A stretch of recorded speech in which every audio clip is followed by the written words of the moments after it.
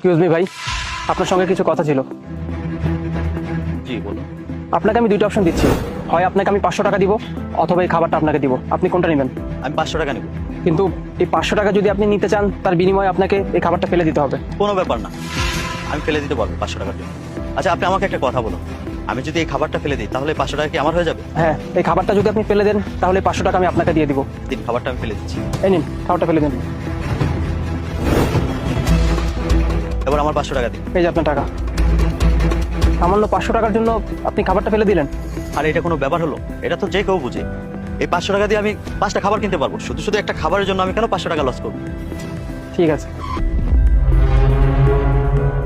কি পাগল লোক, 500 টাকা বেশি না খাবার বেশি, এটাই বুঝলো না। Excuse me. জি বলুন। আই সরি, আমি আপনাকে ডিস্টার্ব করলাম।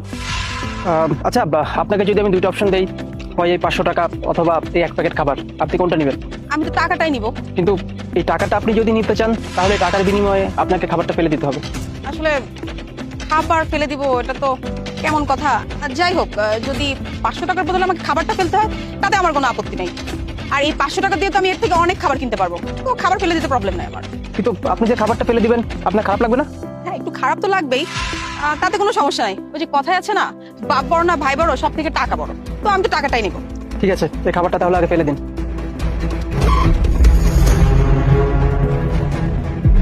এই যে আপনার টাকা। Thank you.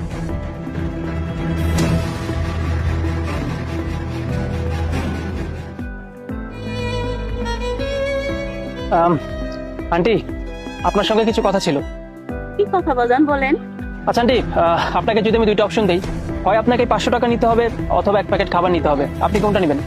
গরিব মানুষ তো বাবা, আমার টাকাটাই দরকার। কিন্তু এই টাকা যদি আপনি নিতে চান এই টাকার বিনিময়ে কিন্তু আপনাকে এই খাবারটা ফেলে দিতে হবে। না বাবা না, আমি টাকার জন্য খাবার ফেলে দিতে পারবো না। এই খাবারের অনেক দাম। এই খাবারের জন্য কত কষ্ট করি, মানুষের বাড়ি বাড়ি কাজ করি, দুই বেলা দুই মুঠো খাওয়ার জন্য। বাবা, আমার ছেলে মেয়েরা বাসায় না খেয়ে আছে। আমি টাকা নিব না, আমার খাবারটাই দিবেন।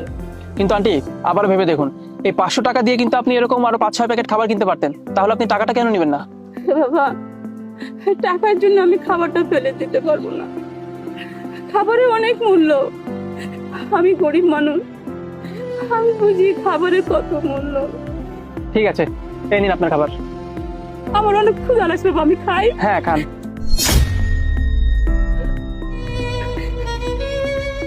এই আচ্ছা টাকা বাজান। আন্টি, এই টাকাগুলো আপনাকে আমি পুরস্কার হিসেবে দিচ্ছি। আসলে কি বলেন তো,